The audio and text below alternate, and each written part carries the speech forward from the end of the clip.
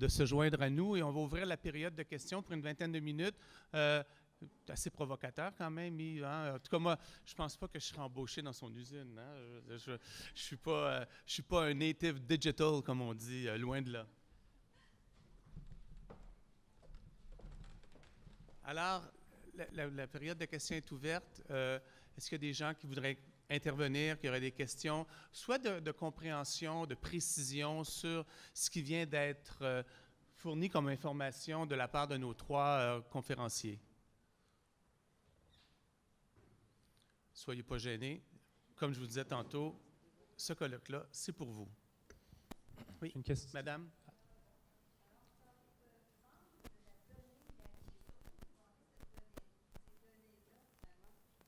Puis, oui, vous, le monsieur Pour APN, bien, présentement, on ne vend pas de données encore. Présentement, on utilise la donnée à nos propres besoins. Mais on pense vendre la donnée.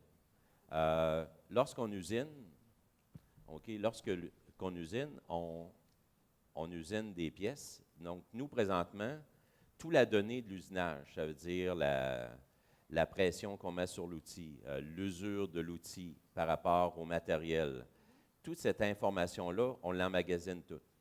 Donc, demain matin, tous les fournisseurs d'outils, mettons les fabricants d'outils qui présentement payent dans leur laboratoire pour faire des tests de coupe, bien, nous, on pourrait être un laboratoire en temps direct de coupe pour l'entreprise. Donc, présentement, mettons, quand on parle de valeur de données, on est en train, mettons, dans le domaine de l'aéronautique, c'est très difficile à usiner, mettons, de Lincolnel.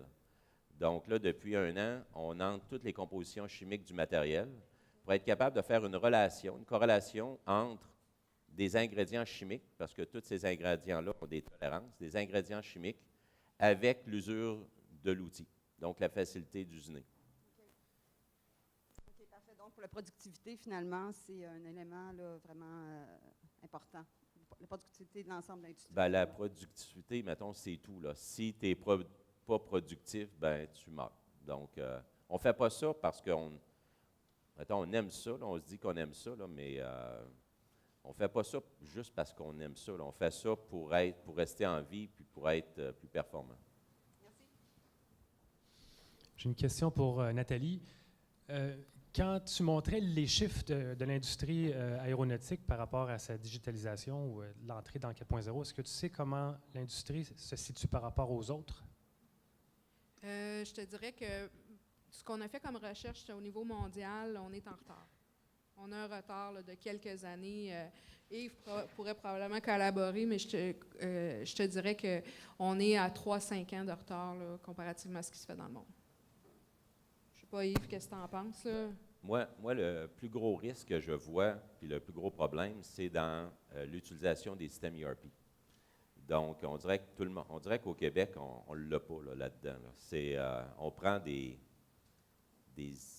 plusieurs années à implanter ces systèmes-là, pendant que chez APN, on a acheté 3 compagnies. Dans 3 compagnies qu'on a achetées, le plus long que ça a pris, c'est 15 jours ouvrables. Donc, ça n'a comme pas de bon sens. Mais on se pense comme tout le temps trop différent. On dit toujours, nous autres, on ne rentre pas une commande comme ça, donc on va avoir des modifications. Donc, ça, c'est le plus gros problème. Si on compare par rapport aux États-Unis dans l'utilisation des ERP, on est très en retard, même par rapport au Canada anglais. Et le ERP, dans le 4.0, si tu n'as pas d'ERP, ben, tu ne peux pas être 4.0 sans ERP, parce que c'est interconnexion des systèmes. Puis le ERP, c'est le système de base. Malinda, sur cette même question de où se situe l'industrie aéro ici, mais aussi peut-être par rapport à d'autres secteurs, parce que je sais que tu as étudié également d'autres secteurs. Mais en fait, si on fait référence à l'échelle mondiale, on dirait que même le secteur de haute technologie et l'aérospatiale a été historiquement membre en fait de ce club select de technologie, sont vraiment en retard par rapport aux pratiques au niveau décisionnel, c'est-à-dire on peut avoir une infrastructure de pointe, on peut avoir aussi des ordinateurs. Et d'ailleurs, c'est un problème avec les enquêtes d'innovation. Les entreprises peuvent dire oui, on a innové parce qu'on a acheté un ordinateur. Mais à quoi ça sert? Et c'est là, en fait, que ça fait preuve, effectivement, dans le processus décisionnel, est-ce qu'on est en train d'utiliser ces technologies, ces données, etc., et surtout l'écosystème. Parce que j'ai adoré, en fait, la façon de décrire le changement, pas seulement à l'interne, les compétences, l'infrastructure, mais aussi l'écosystème, la place des universités. Est-ce que ça va fournir? Donc, c'est un changement qui ne vient pas seul d'une entreprise. L'entreprise a besoin de l'ensemble des acteurs. Et on n'a pas mentionné, mais les politiques publiques aussi, c'est très en retard. On est en marge. Et quand on compare avec la vélocité, en fait, la rapidité du changement technologique, c'est là qu'on est vraiment, qu'on reste bouche bée très souvent. Et on n'en parle pas de secteurs plus traditionnels. Par ailleurs, nous, comme chercheurs, on doit revoir aussi notre typologie, donc secteur technologique de pointe. Le textile, par exemple, il y a longtemps, c'était un secteur qui a délocalisé, rien. Mais on a des entreprises ici, à Montréal même, qui produisent des fibres intelligentes, qui font aussi des veines, par exemple, qui vendent dans la santé, etc. Donc, il n'y a pas de limite avec ce qu'on peut faire. Il n'y a vraiment pas de limite, mais il faut faire le pas et prendre effectivement tout ce parcours qui est plein d'embûches. D'autres questions? Oui, ici, monsieur. Vous voulez prendre le micro?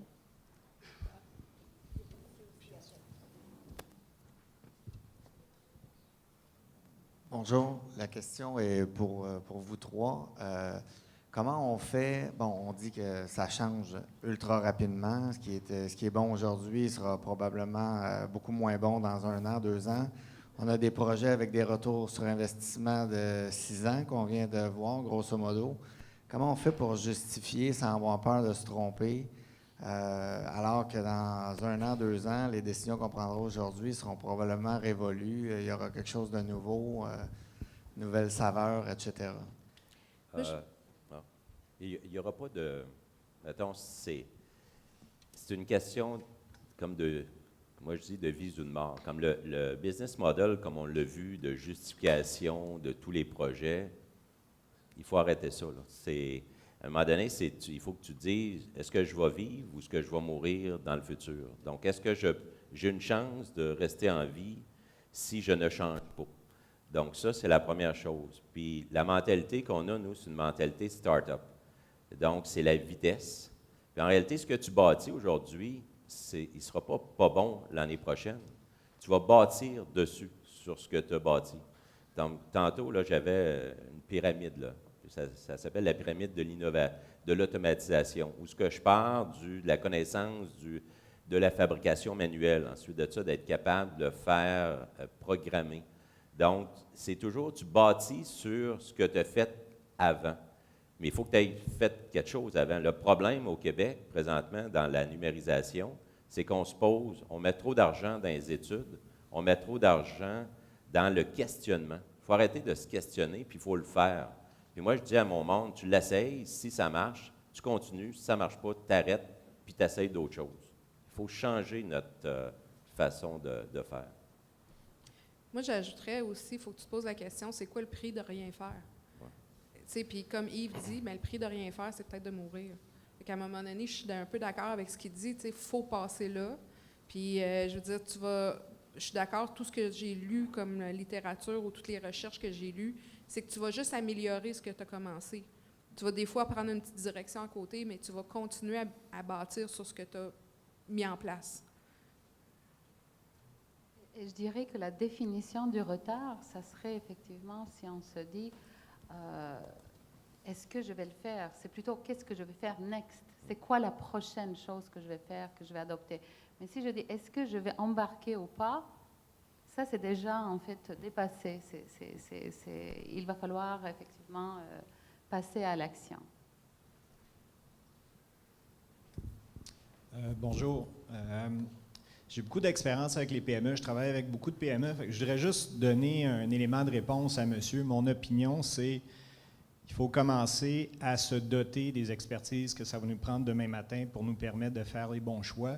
Yves nous a expliqué que c'est ce qu'ils ont fait. Ils ont commencé à changer, à engager des programmeurs, à engager des gens qui avaient des maîtrises en mécatronique, etc., etc. Fait que je pense que ça passe par là. Il faut se doter des bonnes expertises qui vont nous conseiller correctement dans notre vision du futur. Fait que ça, c'est un petit commentaire comme ça en passant.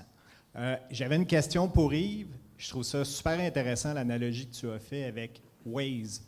Tu as dit, on a bâti un système pour guider nos employés. Alors, ici à Montréal, on a beaucoup de plaisir avec la circulation. Donc, Waze, je l'utilise, mais des fois, j'essaie d'être plus intelligent que Waze et, immanquablement, je me trompe. J'aurais dû suivre Waze. Fait que ma question, c'est, est-ce que tu sens que tes employés, dorénavant, se fient beaucoup plus à la machine qu'à leur propre jugement, à leur propre expérience, puisqu'ils ont appris à l'école dans leur programme de formation? Ce qu'on leur demande aux employés, c'est de suivre le système, mais de commenter le système. Tout à l'heure, on voyait que Google avait modifié son algorithme 500 fois. Là. Donc, nous, c'est la même chose. Donc, tous les employés sont des concepteurs du système que l'on a. Donc, on leur dit, essaye pas de le bypasser, suis-le, mais on travaille avec nous autres pour l'améliorer. Donc, c'est ce qu'on demande aux employés. Au départ, ça a été complexe, mais on a mis, lorsque tu as l'information, mettons, au niveau des machines-outils, il y avait des gens qui, pour bien paraître, compensaient la pièce précédente celle qu'elle allait mesurer. Donc là, mais lorsqu'on travaille le jour et le soir, on est capable de voir que, mettons, la personne qui est de jour a compensé 50 fois, puis celui du soir a compensé 2 fois. On est capable de voir une différence et se questionner la personne pourquoi elle faisait ça. Puis avec le numérique, bien, ce qu'on a fait dans ce cas-là, c'est prendre une photo du contrôle à chaque seconde et le comparer à la seconde précédente pour voir s'il y avait des changements. On a travaillé pour que les gens suivent le système. On a éliminé toute la notion d'appartenance à une machine. Donc, les gens on les change de place très souvent, deviennent beaucoup plus polyvalents, mais ils n'ont plus cette notion-là de contrôler son petit système. On dit, vous faites partie d'un grand système d'entreprise, d'une grande équipe, où ce que c'est l'entreprise qui va gagner, ça l'a gagné, et les gens embarquent. Mais il faut que faut pas que tu laisses la chance de... Mettons, c'est comme le réseau routier, là, tu ne peux pas laisser la chance de conduire à l'anglais ici, là. Dire, toi, tu es anglais d'Angleterre, tu décides d'aller l'autre bord parce que toi, tu penses que c'est la bonne méthode. Ça ne marche pas. Est-ce que les gens se sentent en compétition avec les machines? Non, ils font comme équipe avec la machine. On a travaillé. C'est comme la machine est partenaire de l'individu. Hein. La machine, quand elle travaille, elle permet à l'employé mettons, son travail est moins tough au niveau énergétique. Quand l'employé n'aime pas faire la même affaire tout le temps. Donc, le robot qu'on a mis en place, ben, il prend la pièce puis il la met dans une boîte. Il prend la pièce, il nettoie la pièce, il la sèche puis il la met dans la boîte. Donc, ce n'est pas ce qu'il y a de plus valorisant. Donc, ils travaillent avec ça. Puis on leur dit toujours aux employés aussi, c'est la façon de compétitionner, mettons, le monde, c'est d'utiliser les ressources au maximum.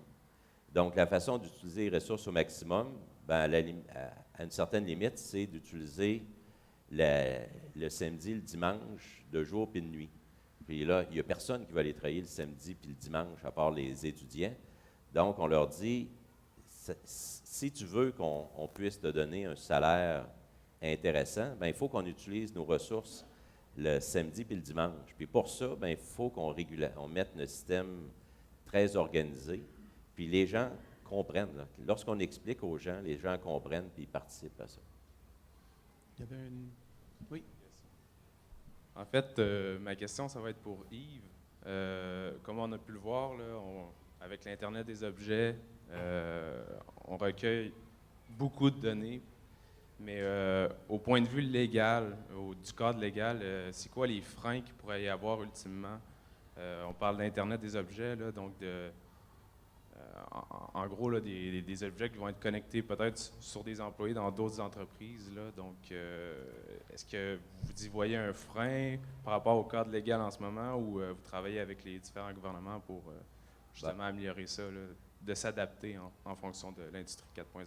Nous, au niveau des données, c'est des données qui vont être beaucoup plus mécaniques. Okay? La seule donnée qu'on associe à la personne, ça va être qui fabrique la pièce. Puis souvent, c'est comment tu utilises la donnée. Donc, est-ce que tu caches la donnée? Est-ce que ta donnée, ta cache pour aller filtrer au niveau des employés? Ben, si tu fais ça, tu risques d'avoir du trouble. Nous, la décision qu'on a prise, c'est de rendre la donnée publique. Donc, toute la donnée, tout le monde est capable d'aller l'analyser. Mettons, la performance de la machine que je vous ai montrée tout à l'heure. Lorsqu'on a implanté ça, on aurait pu dire, hey, on contrôle chacun des employés parce qu'on sait s'il s'occupe de sa machine ou pas. La première chose qu'on a faite, c'est qu'on a donné cette information-là à tous les employés. On a dit, voici, c'est ça la situation de la machine. Voici, c'est ça qu'on fait dans le futur. Tu comprends que la machine, l'objectif, c'est qu'elle marche, c'est pas qu'elle marche pas. Puis aussi, son objectif, lui, c'est aussi qu'elle marche. Et c'est comme ça, il y a l'information. Donc, il sait c'est quoi qu'on fait, il sait c'est comment qu'on l'utilise. Puis, mettons, depuis, on n'a jamais utilisé une information contre une personne. C'est vraiment notre approche qu'on a pour éliminer, mettons, tout risque, mettons, légal. J'aurais une question pour toi, Yves. Moi, Ouais, vas-y. Ben, j'ai une question pour vous trois. Oui, OK. Parce que Yves, tu nous as présenté la génération 2.3, puis qu'elle devrait être changée par la génération 4.0. Je ne sais pas qu'est-ce qu'on peut faire, parce que là, ça implique aussi beaucoup de qualifications qui deviennent désuètes, beaucoup d'employés souvent qui vont avoir de la difficulté à se relocaliser. Ça peut impliquer des mises à pied. Qu'est-ce qu'on peut faire au niveau des entreprises? Tu peux donner peut-être l'exemple de ton entreprise. Puis je demande à Malinda et à Nathalie, qu'est-ce qu'on peut faire notamment au niveau des écosystèmes? Si tout le monde dit qu'il faut absolument qu'on passe par là, bien, quels sont les mécanismes qui doivent être mis en place pour assurer cette transition-là et qu'il n'y ait pas juste des « winner takes all », mais qu'il y ait aussi que les gens qui sont dans des situations peut-être un peu plus de vulnérabilité puissent s'en sortir? Bien, peut-être je peux commencer, puis on en reparlera. Mais ma question, c'était ça aussi, comment sortir les compétences de tes gens que tu embauches. On travaille avec Aéro Montréal de ce temps-ci à faire un guide des compétences 4.0, justement pour aider les entreprises. Il y a Patrick Bernier qui est là, qui travaille avec nous, qui a rencontré une couple d'entreprises. On veut justement regarder comment ça change les compétences. Et moi, de ce que je vois, c'est pas tant une diminution d'emploi qu'un changement dans la façon dont les gens travaillent. C'est que la personne, elle doit maintenant avoir plus de compétences relationnelles, plus de compétences d'analyse, de compréhension, de logique, de chaîne, de communication avec le reste de l'équipe, numérique, de connaissance d'utilisation des données de l'ordinateur. Mais la personne qui opère le robot, il faut qu'elle sache si le robot il usine correctement. Donc, mais il faut qu'elle ait un minimum de connaissances dans son domaine, mais le reste, c'est plus elle qui va faire la pièce. Elle va dire au robot, ben je veux que tu la fasses comme ça. Puis, c'est ce qu'on voit, en fait, c'est que c'est beaucoup dans le relationnel ou dans les compétences soft, qu'on a toujours appelé, que le changement s'opère. Mais je montrais ça ce matin à Christian en arrivant. Il y avait d'ailleurs un article, la revue Portail RH, c'est pas pour faire de la promo. Il parle du numérique ce mois-ci, la version de novembre-décembre, comme quoi c'est pas une diminution d'emplois, c'est un changement des emplois. Et c'est là où nous, on travaille dans ce guide des compétences-là à essayer de voir comment les écoles vont devoir s'adapter et comment vous, comme travailleur, comme employeur, vous allez devoir aussi adapter votre façon de travailler puis votre façon d'embaucher des gens. Et c'est la raison aussi du colloque aujourd'hui. Comme la réalité chez APN, c'est que le mix de main-d'œuvre a beaucoup changé. À une époque, les compétences techniques étaient très valorisées et étaient excessivement importantes. lorsqu'on travaille dans le 4.0, ces compétences-là sont beaucoup moins importantes parce que tu es capable de digitaliser ces compétences. Donc, tu n'as plus besoin de 10 bons machinistes, tu as besoin de 1 ou 2 bons machinistes. Donc, le ratio compétences versus employés devient beaucoup moins important. Donc, quand on parle de, mettons, pénurie de main-d'œuvre chez APN, on ne parle pas de pénurie de main-d'œuvre parce que nous autres, on sait qu'on a plein d'employés disponibles dans les Walmart, dans les McDonald's, dans tous les jobs où ils vont être capables d'être disciplinés, être capables d'écouter les consignes, puis d'analyser. Ce qu'on va former nos employés de plancher, c'est beaucoup sur l'analyse.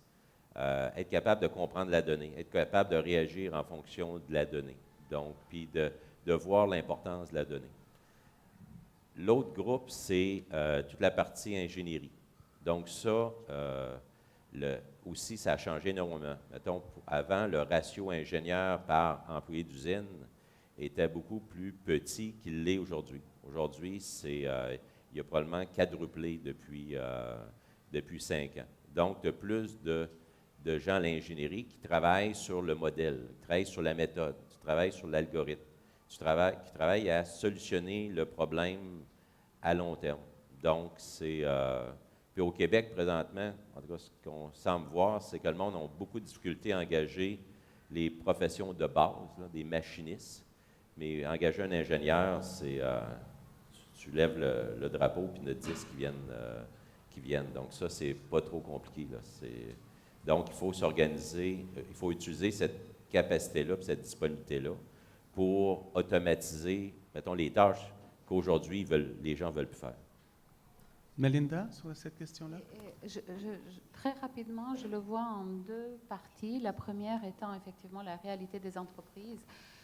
Là, j'ai envie de dire, on parle d'un changement majeur, etc., mais j'ai envie de dire, plus ça change, plus c'est pareil. Lorsqu'on veut effectivement développer les nouvelles technologies, les entreprises ont toujours les mêmes problèmes. Où on va trouver les gens qui ont ces compétences nouvelles, etc.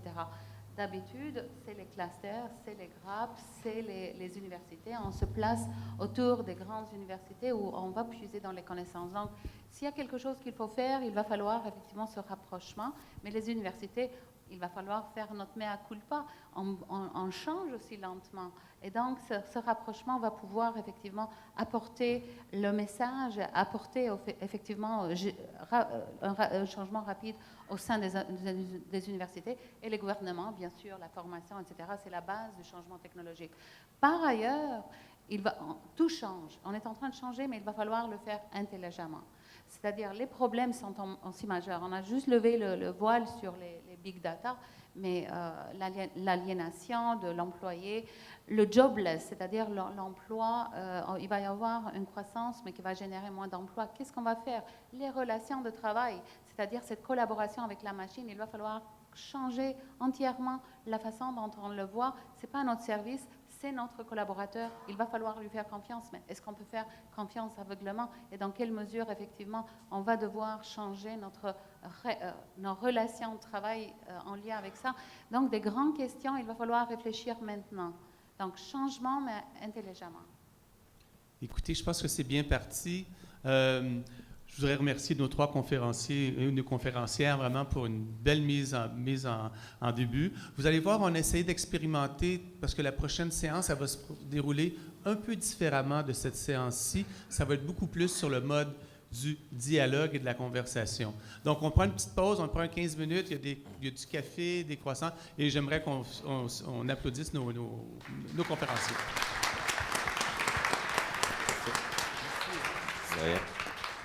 Merci.